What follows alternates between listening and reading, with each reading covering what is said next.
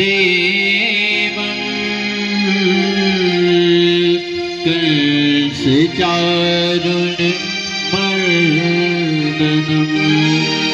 देवकी परमानन्दम्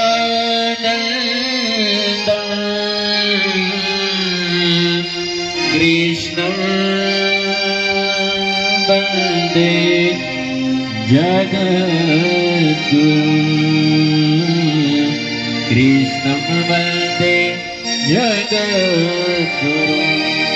बोलो भागवत भगवान की, रामचंद्र भगवान की, नाथ महादेव की जय, कुलेश्वर महादेव की जय, बनसा मात की जय, मूलदास बापूनी जय, मोतीराम बापूनी जय, करसनदास बापूनी जय, व्यासी महाराज की जय, सुखदेव जी महाराज की जय, सुत जी महाराज की जय। ओ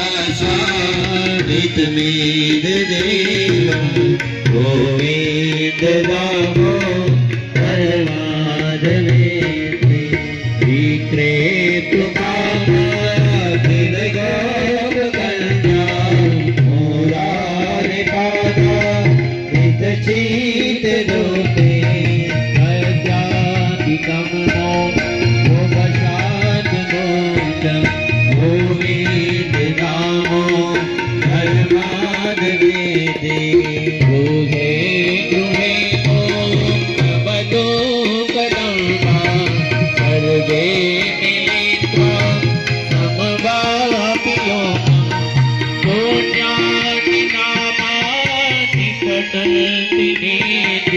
गोविंद रामो परमाधवेति गोविंद रामो परमाधवेति सुखं सयाना निलयेति चेति नामानि कृष्ण प्रवदन्ति भक्त्या तेने चैतन्यमयता प्रजनति गोविंद रामो परमाधवेति जिह्वे सदैवं भज सुन्दराणि नामानि कृष्णस्य मनोहराणि समस्तपापाविनाशनानि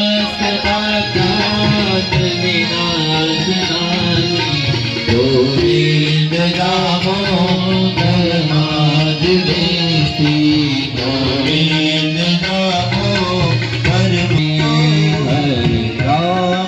हरे राम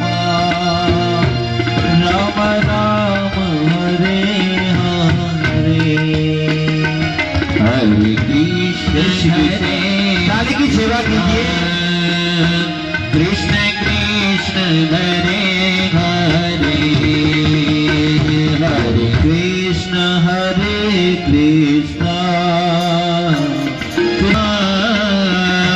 राम राम हरे हरे हरे राम राम राम हरे हरे हरे कृष्ण हरे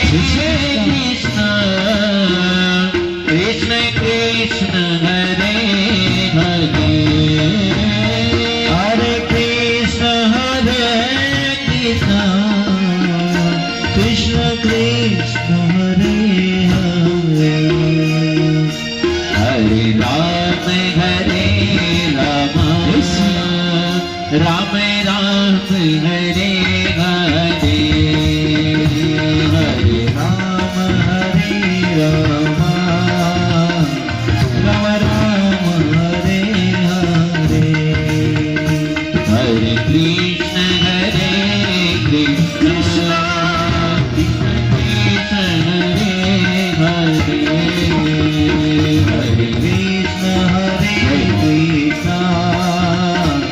Krishna Hare Hare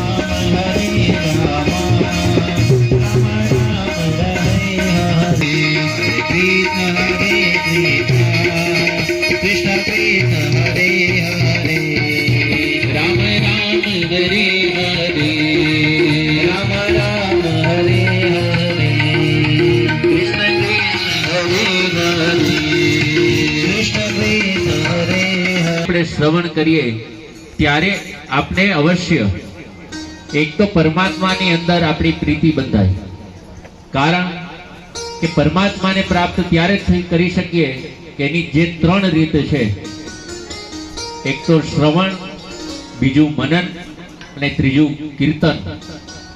શ્રવણ દ્વારા આપણે ત્યારે કરી શકીએ કે જ્યારે આપણે આવા સત્સંગની અંદર જઈએ, કથાઓની અંદર જઈ અને કથાનું રસપાન કરી આપણા હૃદયની અંદર ઉતારીએ, અને એ જ કથાની અંદર જ્યારે કોઈ એવી કથાનું વર્ણન હોય અને એના ઉપર આપણે જ્યારે નિરંતર ચિંતન કરતા રહીએ, ત્યારે આપણું શ્રવણની સાથે આપણું મનન પણ એટલું જ દ્રઢતાપૂર્વક બંધાઈ જાય. કારણ કે આપણે ઘણી વખત એવી કથાઓ જોઈએ છીએ કે ભાઈ સત્યનારાયણની કથા હોય, એમાં ચોથા અધ્યાયની અંદર કે જ્યારે આવે કે સંન્યાસીના રૂપમાં જ્યારે સાધુ સંત આવે અને એ વાણિયાને એમ કહે કે તારા વાહનની અંદર શું છે.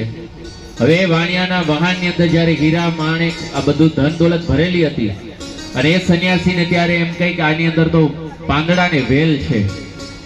તો આપણે એમ થાય, અને એ પછી જ્યારે વાણીઓ એમ જોવે અને હકીકત એમાં વેલ ને પાંદડા ને, તો આ જ્યારે આવી કથાનું આપણે શ્રવણ પાન કરીએ ત્યારે આપણે એના ઉપર વધારે પડતું ચિંતન કરીએ, મનન કરીએ કે હકીકત શું આવું હશે કે આવું હોઈ શકે.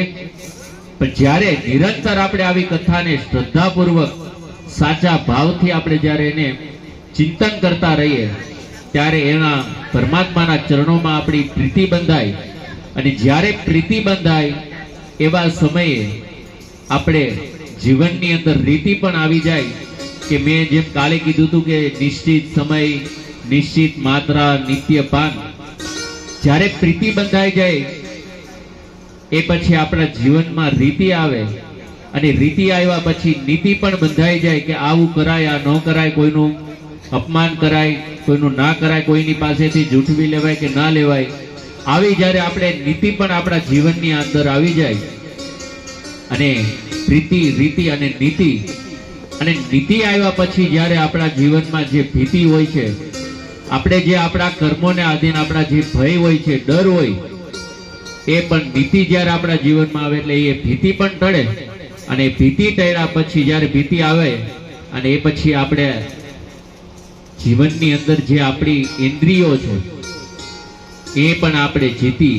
કારણ કે આપણા જીવનમાં પ્રીતિ ભગવાન પ્રત્યે બંધાય ત્યારે આપણા જીવનમાં રીતિ આવે, રીતિ આવ્યા પછી નીતિ આવે, અને નીતિ આવ્યા પછી જ્યારે ભીતિ બંધાય અને એ પછી જ આપણે આ ઇન્દ્રિયોને જીતી, ત્યારે જ્યારે ઇન્દ્રિયોને જીતા પછી જ આપણા જીવનની અંદર આપણે એમ કહી શકીએ કે મેં કથાનું શ્રવણપાન કર્યું છે.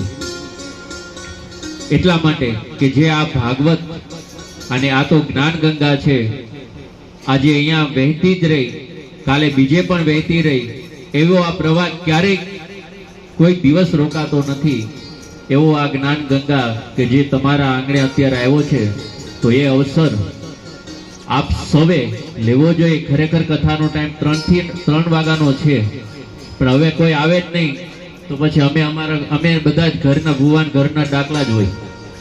એટલા માટે કથામાં પણ આપણો જે 3 થી 6:30 નો ટાઈમ છે, તો દરેક શ્રોતાઓને પણ હું એ જ અરજ કરું છું કે 3 વાગે તમે આવી જાઓ, કે જેથી કરીને સાંજે પણ કથામાં મોડું ન થાય અને સમયસર હરેક કથાઓના પ્રસંગ પણ આપણે ઉજવી શકીએ. કારણ કે આજથી તો ઠીક છે, પણ કાલથી જે હરેક કથાના આપણે નરસિંહ જન્મ ને બધા ઉત્સવો આવશે, એટલે સમયસર એ પણ આપણે સાચવી શકીએ. એટલા માટે તો આ ભાગવત કથા કે જ્યારે આપણે ગઈકાલે મહાત્મયની કથા કરતા હતા, કે જે 6 અધ્યાયની અંદર 504 શ્લોકમાં પદ્મ પુરાણ અંતર્ગત ઉત્તરખંડમાંથી લેવામાં આવેલી આ કથા, અને એમાં પણ 3 અધ્યાય સુધી આપણે જોયું હતું કે ભક્તિ, જ્ઞાન અને વૈરાગ્ય, જેમાં જ્ઞાન અને વૈરાગ્ય ભક્તિના 2 પુત્રો વૃદ્ધ હતા, અને નારદજીએ એના માટે જ્યારે કથા કરી આનંદ ઘાટ ઉપર, અને એક કથાનું મહારાજ હે મહાત્માજી હું શું કરું, કારણ કે મારે ત્યાં પુત્ર નથી, ગામના લોકો મને મેણા મારે છે અને આ મેણા મારાથી સહન થતા નથી, માટે હું આજે નક્કી કરીને આવ્યો છું કે આજે હું આત્મહત્યા જ કરીશ, મારે જીવવું જ નથી. એવા સમયે સંત કહે છે કે અરે ભૂદેવ, તમે તો અનર્થ કરો છો. તમને ખબર છે, બધા પાપ કરતા મોટામાં મોટું જો કોઈ પાપ હોય તો એ છે આત્મહત્યા. કારણ કે મનુષ્યના જીવનની અંદર કદાચ ગમે એટલી મુશ્કેલી આવે પણ એને ક્યારે આત્મહત્યા ન કરવી જોઈએ. કારણ કે આપણે અહીંની પરિસ્થિતિથી બચવા માટે આપણે એવું કરીએ કે હું આત્મહત્યા કરી દઉં ને અહીંથી છૂટો થઈ જાઉં. ના ના, એ આપણો ભ્રમ છે. અહીંયા જેટલા તમે દુઃખી છો એના કરતા પણ જ્યારે તમે આત્મહત્યા કરો, અને આત્મહત્યા કર્યા પછી જ્યારે આ દેહ છોડી દીધા પછી જ્યારે આત્મા જે તડપે છે અને એ પછી પ્રેતીઓનીમાં એને ભટકવું પડે છે, આના કરતા પણ 10 ગણી પીડા ત્યારે એને ભોગવવી પડે છે. એટલે આજે એ સંત પણ કહે છે કે આત્મદેવજી, તમે આ આત્મહત્યા જે કરવા માંગો છો એ તો બહુ મોટું પાપ કહેવાય. કારણ કે આ બનાવવું ઘરે, એ પણ ઘરે લઈ આવ્યા પછી પણ ફળ બગડી જાય છે. અને એનાથી પણ વિશેષ મહારાજ કે મારે ત્યાં જે ગાય છે એને પણ કોઈ વાછેડો નથી, એ પણ મારી જે માંજણી છે, માટે હું શું કરું. અને મેં તો પુત્રની પ્રાપ્તિ કરવા માટે અનેક પ્રયત્નો કર્યા, પણ આજે મારે ત્યાં પુત્ર નથી અને મારી પાસે સંપત્તિ છે, સંતતિ નથી, અને એ જ માટે હું આજે પુત્ર વિનાનું આ જીવન બેકાર છે, માટે મારે મરવું છે, મને મરવા દો. ત્યારે સંત કહે છે કે ભૂદેવ, હું તમારા મસ્તક ઉપરની રેખા જોઈ અને મને એવું દેખાઈ આવે છે કે તમને આ જન્મ તો નહીં પણ 7 જન્મ સુધી તમારા ત્યાં પુત્ર થવાનો કોઈ યોગ જ નથી. અને આ વાત જ્યારે આત્મદેવજીએ સાંભળી કે 7 જન્મ સુધી મારે ત્યાં પુત્ર નથી, અને એવા સમયે સંતના ચરણમાં પકડી અને રડવા ધ્રુસકે રડતા રડતા કહે છે કે મહારાજ, તમે તો અનેક ઉપર કૃપા કરો, સંત છે લેખમાં મેઘ મારી શકે, માટે તમે કૃપા કરો, અને જો નહીં કરો તો હું તમારી સામે જ આત્મહત્યા કરી મારા પ્રાણનો ત્યાગ કરીશ. અને એવા સમયે સંત કહે છે કે અરે ભૂદેવ, આત્મદેવ, આ તો તમારો ભ્રમ છે કે પુત્ર હોય એ જ સુખી છે. નાના પુત્ર કદાચ 4 હોય તો પણ જરૂરી નથી કે સુખી જ હોય. માટે હે ભૂદેવ, હું તમને સાચું કહું કે તમારા ઉપર ભગવાનની અનંત કૃપા છે કે તમારે ત્યાં પુત્ર નથી, અને પુત્ર નથી એટલે તો તમે સત્સંગ કરી શકો છો, કે તમે ભગવાનનું ભજન કરી શકો. પણ એ સંત કહે છે કે તમને ખબર છે, જેને ત્યાં પુત્ર છે એ પણ રડે છે અને જેને નથી એ પણ રડે છે. માટે હું તમને સાચું કહું તો તમારે ઉપર ઈશ્વરની કૃપા છે, તમે આ બધું ત્યાગું. અને ત્યારે એ સંતે કહ્યું કે લાતો સે ભૂત બાતો સે નહીં માનતે. અને એવા સમયે એ સંતે કીધું કે હું તમને હજુ પણ કહું, તમારે ત્યાં કદાચ ભગવત કૃપાથી સંતાન પણ થશે, પણ તમને સંતાનનું સુખ નહીં મળે. હજી પણ મારી વાત માની લ્યો. આત્મદેવજી કહે છે કે ના ના, મારે સંતાન જ જોઈએ, મારે પુત્ર જ જોઈએ. કારણ કે પુત્ર જ નર્કમાં કે કાંઈ વાંધો નહીં, તમારે છે નહીં, પણ ભગવત કૃપાથી તમારે ત્યાં સંતાન થશે. એવા સમયે એ સંતે પોતાની જોડીમાંથી એક ફળ કાઢી અને આત્મદેવજીને કહે છે કે લ્યો આ ફળ, અને આ ફળ તમારી પત્નીને કહેજો કે આ ફળ ખાય અને 5 નિયમોનું પાલન કરે તો તમારે ત્યાં અવશ્ય પુત્ર થશે.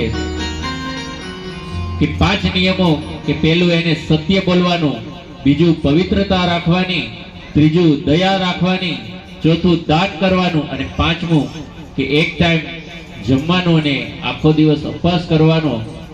આ 5 નિયમોનું જો પાલન કરશે તો તમારે ત્યાં અવશ્ય પુત્ર થશે. હવે ફળ દઈ સંત તો ત્યાંથી અદ્રશ્ય થઈ ગયા. આત્મદેવજીએ ફળ લઈ અને ઘરે આવે. ઘરે આવ્યા પછી એ દૂધલી એની પત્નીને આપી, કહે છે કે લે આ ફળ.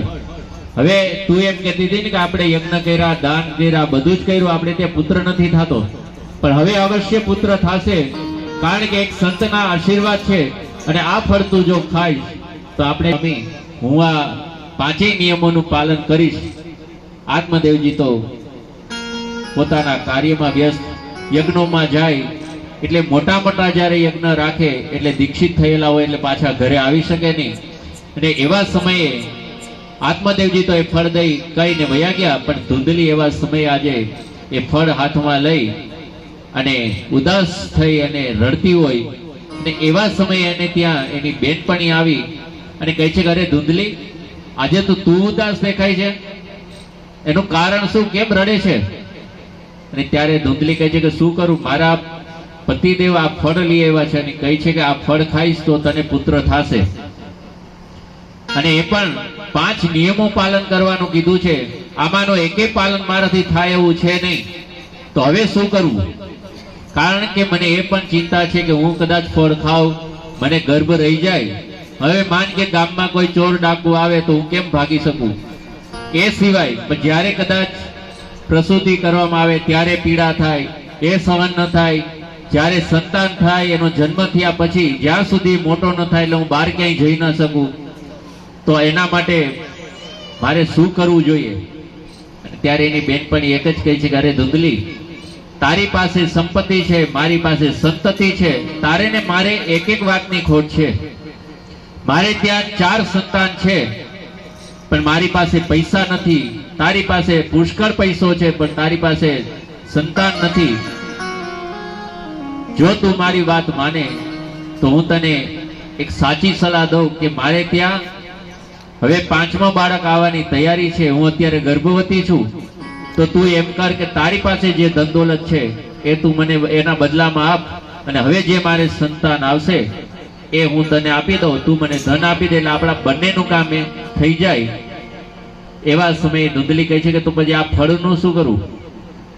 કહે છે કે આ ફળ સાચું છે કે ખોટું એની પરીક્ષા માટે તું એમ કર, આ ગાયને ખવડાવી દે, અને ગાયને ખવડાવી દે એટલે આપણે ખબર પડે કે સંતે જે ફળ આપ્યું છે એ સાચું છે કે ખોટું. અને એવા સમયે ધૂંધલી કહે છે કે મારા પતિદેવને ખબર પડશે કે હું ઉપવાસ નથી કરતી. ત્યારે એની બેનપણી એમ કહે છે કે અરે તું ગાંડી છે, તારા પતિદેવ આખો દિવસ શું ઘરે હોય? એ ગયા પછી પાછળથી જે મન ભાવે એ બધું ખાઈ લેવાય, અને પૂછે ત્યારે કહેવાય કે હા સ્વામી, હું એકટાણા કરું છું. ધૂંધલીએ એની બેનપણીએ જે સલાહ દીધી એ જ પ્રમાણે આજે એને એવું જ વર્તન કર્યું. અને પછી તો એને આજે આત્મદેવની સામે પણ એવો જ શ્વાન રચ્યો. આત્મદેવ કહે છે કે તે ફળ ખાધું? તો કે હા મેં ખાધું. તું ઉપવાસ કરે છે? તો કે હા હું કરું છું. આજે આત્મદેવજીને પણ એને છેતરા, કારણ કે આપણી બુદ્ધિ પણ આવી જ રીતે તર્ક વિતર્ક કરી અને આપણે પણ છેતરતી હોય છે. અને એવા સમયે આજે આત્મદેવજી તો ભોળા હતા એટલે બધી વાત માની ગયા. અને એવા સમયે આજે આત્મદેવજી કોઈ મોટા યજ્ઞમાં એ જાય છે ને ત્યારે પાછળથી ધૂંધલીની જ્યારે બેનપણી હતી એને ત્યાં સંતાનનો જન્મ થાય ને રાતના સમયે એ બેનપણી એ બાળકને ધૂંધલીને ત્યાં આપી જાય અને ધન એની પાસેથી લઈ અને ધૂંધલી આજે બૂમો પાડી પાડી કહી છે કે મારે ત્યાં સંતાન થયું. હવે એનો સ્વભાવ એવો એટલે પાડોશી કોઈ આવે નહીં, પણ એમાં એક બે જણા જે ડાયા હતા એટલે કહે છે કે આપણે એના મોઢે નહીં પણ આપણે આત્મદેવજીના મોઢે આપણે એના ઘરે જવું જોઈએ, કારણ કે આત્મદેવજી અત્યારે ઘરે નથી, માટે આપણે જાય. અને પાડોશી આવી જોઈએ અને કહે છે કે સારું થયું આત્મદેવજીને ત્યાં પણ સંતાન થઈ ગયું. અને એવા સમયે આજે ધૂંધલીને ત્યાં સંતાન થયું એ વાત આત્મદેવને ખબર પડી કે મારે ત્યાં સંતાન થયું છે, એટલે એ પોતે ઘરે આવે છે. અને ઘરે આવે અને એવા સમયે બંને પતિ પત્ની નક્કી કરે કે હવે આપણે આનું નામ પાડીએ. પણ એ વખતે જ્યારે ગાયને જે ફળ ખવડાવવામાં આવ્યું હતું અને એ ગાયને જ્યારે ફળ ખવડાવવામાં આવ્યું હતું એના આ બાળક ધૂંધલીના થયા પછી 3 મહિના પછી જે ગાયે ફળ ખાધું હતું એને ત્યાં પણ એક બાળકનો જન્મ થયો. અને એ બાળક જોવામાં પુરુષ જેવો એનો આકાર, મનુષ્ય જેવો એનો આકાર, અને એના જે 2 કાન હતા એ ગાય જેવા હતા. એટલે એ બાળકનું જે આકૃતિ હતી એ હતી મનુષ્ય જેવી પણ કાન 2 ગાય જેવા હતા. અને એવા સમયે આત્મદેવજીએ એમનું નામ ગોકર્ણ પાડ્યું. બોલો ગોકર્ણજી મહારાજ કી જય. આત્મદેવ અને ધૂંધલી આજે નક્કી કરે કે હવે આપણે આ બાળકનું પણ નામ એનું પણ પાડીએ. આત્મદેવજી કહે છે કે દેવી હું મારા નામ ઉપર એનું નામ પાડું. ધૂંધલી કહે છે કે ના, મેં બધી વાત તમારી માની, તમે કીધું હતું કે એકટાણું કરજે, આ ફળ ખાજે, મેં બધું માન્યું, પણ હવે હું તમારું નહીં માનું, કારણ કે આ નામ હું મારા નામ ઉપર પાડીશ. આત્મદેવજી કહે છે કે અરે તું ગાંડી છે, તારા નામ ઉપર પાડીશ તો એ તારા જેવો થશે, માટે મારા જેવો મારા નામ ઉપર પાડવા દે એટલે કોઈ સારો કર્મકાંડી વિદ્વાન થાય. પણ ધૂંધલી કહે છે કે ના ના, હું મારા જ નામ ઉપર પાડીશ. ત્યારે આત્મદેવ કહે છે કે કાંઈ વાંધો નહીં, તું પાડ અને પછી તું જોજે. અને એવા સમયે ધૂંધલીએ એ બાળકનું નામ રાખ્યું ધુંધુકારી. હવે તો ગોકર્ણ અને ધુંધુકારી આજે ધીમે ધીમે બંને મોટા થાય છે એટલે ભણવા માટે એને મોકલે, અભ્યાસ કરવા માટે. પણ આ બાજુ ધૂંધલીની અનીતિ હતી, એની વૃત્તિ ખરાબ હતી, એટલે એને વિચાર્યું કે આ પણ જે ગાયના ત્યાંથી જે સંતાન થયું એ ગોકર્ણને પણ મોટા થયા પછી જો અમારા સંપત્તિમાંથી એને ભાગ આપવો પડે, માટે આને કઈ એટલી એવી જગ્યાએ દૂર મોકલી દઉં અભ્યાસ કરવા કે પાછો આવે તો ઘણો સમય વ્યતીત થઈ જાય, અને એ આવે ત્યાં ધુંધુકારી મોટો થઈ જાય અને બધી સંપત્તિ એના નામે કરી દઉં. એવા હેતુથી એને આજે દૂર કાશી ભણવા માટે મોકલે. અને આમ પણ કહેવાય છે કે જે કાશી જાય એના જીવનની અંદર વૈરાગ્ય આવી જ જાય. આજે ગોકર્ણજી તો અભ્યાસ કરવા માટે ગયા, ભણી ગણીને વિદ્વાન થયા, પણ ધુંધુકારી કે જે બ્રાહ્મણે કરવા ન જોઈએ એવા કાર્ય કરે છે, એની અંદર બધા જ અવગુણો, કોઈ સદગુણ નહીં. જેમ ધીમે ધીમે મોટો થયો એટલે પછી આજુબાજુમાં આંગણામાં જે નાના બાળકો રમતા હોય એને રમાડવાના બાને કૂવામાં લઈ જઈ ફેંકી દે, કોઈ ગરીબ હોય એને હેરાન કરે. એના પછી ધીમે ધીમે જે ન ખાવાનું હોય એ ખાય, ન પીવાનું પીવે, જુગાર રમવા લાગ્યો. અને ધીમે ધીમે આજે ગણિકાના સંગમાં આવ્યો. અને ત્યાર પછી ગણિકા તો એક જ વાત કરે કે તું ધન લઈ આવ, બીજું કાંઈ જ નહીં. અને એવા સમયે આજે માતા પિતા પાસે જેટલી સંપત્તિ હતી અને એ સંપત્તિ લઈ અને બધી ગણિકાઓ પાછે જુગારમાં આ બધાયમાં વાપરી નાખી. અને એક દિવસ આજે આત્મદેવ પાસે આવી કહે છે કે હવે તમારી પાસે જે કાંઈ સંપત્તિ હોય એ તમે મને આપો, નગર હું અત્યારે જ તમને મારી નાખીશ. અને એવા સમયે આત્મદેવજી કહે છે કે હજી તું સુધરી જા, કારણ કે તું એક બ્રાહ્મણનો દીકરો છે અને બ્રાહ્મણે તું જે કૃત્ય કરે છે બ્રાહ્મણને ન કરવાનો હોય. બ્રાહ્મણને ત્રિકાળ સંધ્યા કરવી જોઈએ, કર્મકાંડ કરવું જોઈએ, અને તું આ જે ન કરવાના કાર્ય કરે છે તે તો મારા ઘરને, સ્વર્ગ જેવા ઘરને આજે નર્ક બનાવી દીધું. હવે મારી પાસે વાસણ પણ નથી બચ્યા, તે બધું જ મારું વેડફી નાખ્યું છે. અને એવા સમયે ધુંધુકારી એ આત્મદેવજીના છાતીમાં લાત મારે, અને જ્યાં એની છાતીમાં લાત મારે અને એ ધરતી પર પછડાય. એટલે આત્મદેવજીને આજે પણ જે સંતે એને કીધેલા શબ્દો યાદ આવ્યા કે ભૂદેવ, જેની ત્યાં સંતાન છે એ પણ દુઃખી છે અને જેની પણ નથી એ પણ દુઃખી છે. માટે હું તમને હજી પણ કહું છું કે તમારે ત્યાં સંતાન થશે તો પણ તમને સુખ નહીં મળે. આજે એ આત્મદેવજીને એ સંતના જ્યારે શબ્દો કાન ઉપર યાદ આવ્યા, એને સમજાણું કે ખરેખર મને ત્યારે સંતે સાચું જ કીધું હતું કે તમે આ પુત્રનો વિયોગ મૂકી દો અને હરિભજન કરો. મેં આ મારા સ્વર્ગ જેવા ઘરને મેં નર્ક બનાવ્યું પુત્રની પ્રાપ્તિ માટે અને પુત્રને મેળવીને. પણ વાલા, ખરેખર જે માતા પિતાની સેવા નથી કરતા એ આ જગતની અંદર દુઃખીનું ફળ તમારે પણ ભોગવવું જ પડે છે. કારણ કે તમે તમારા જો માતા પિતાની સેવા કરો છો તો તમારા સંતાનો તમારી સેવા કરશે. હા, તમે નહીં કરો તો તમે તમારા સંતાન પાસે પણ અપેક્ષા નહીં રાખી શકો કે મારા દીકરા મારી સેવા કરે. સંતાનથી સેવા ચાહો, સંતાનથી સેવા કરો, જેવું કરો એવું ભરો, એ ભાવના ભૂલશો નહીં. જેવું કરો તેવું ભરો, એ ભાવના ભૂલશો નહીં. ભૂલો ભલે બીજું બધું, મા બાપને ભૂલશો નહીં. અગણિત છે ઉપકારીના, એક દી વિસરશો નહીં.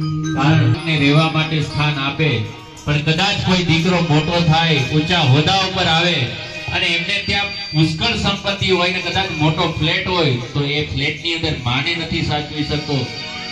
એટલા માટે જ આજે કદાચ તમારી પાસે લાખો રૂપિયાની સંપત્તિ, કરોડોપતિ હોય, પણ જ્યાં સુધી તમારા મા બાપને તમે સેવા નહીં કરો, એને ત્યાં સુધી તમે ખુશ નહીં કરો, એને તમે સુખ નહીં દો, તો એ લાખ પણ રાખ બરાબર છે.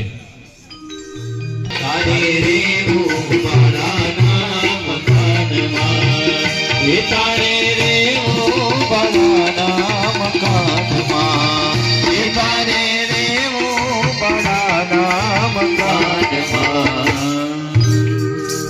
હે પિતાજી, આ શરીર પણ આપણું નથી તો આ પત્ની, પુત્ર કે આપણા સ્વજનો, કુટુંબીજનો પણ ક્યાંથી આપણા હોય? કારણ કે આ સંસારમાં જે મોહ માયામાં પડે છે એ હંમેશા દુઃખી જ છે. માટે તમે આ બધું છોડી અને તમે વનમાં જાઓ, 10મા સ્કંદનો પાઠ કરો અને ગોવિંદની પ્રાપ્તિ કરો. અને એવા સમયે આજે આત્મદેવજી કહે છે કે બેટા, તારા કરતા પણ મારી મોટી ઉંમર છે અને તું આજે મને જે સાચી સલાહ દે છે ને એ મારે પહેલા કરવાની જરૂર હતી.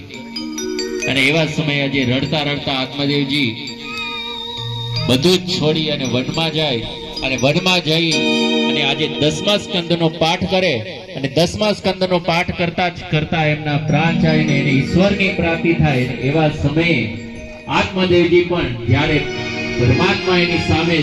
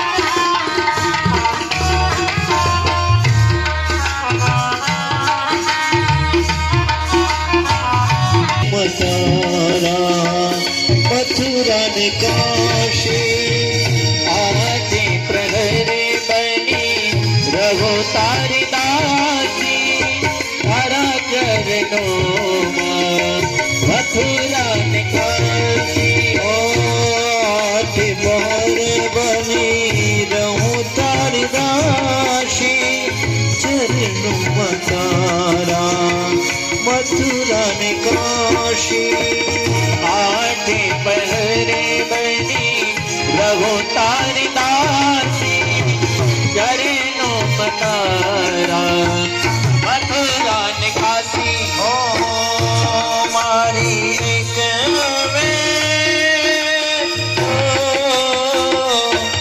મારી એક વે હૈયા કેરી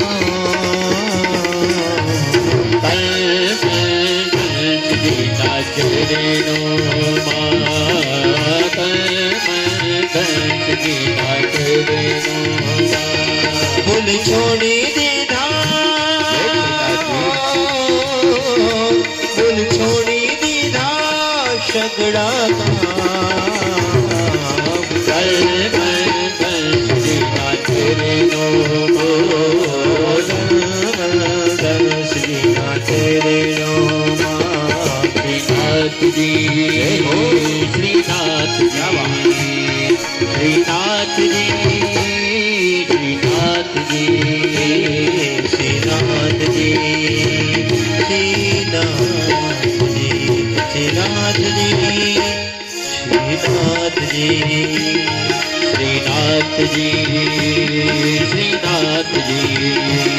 શ્રીનાથજી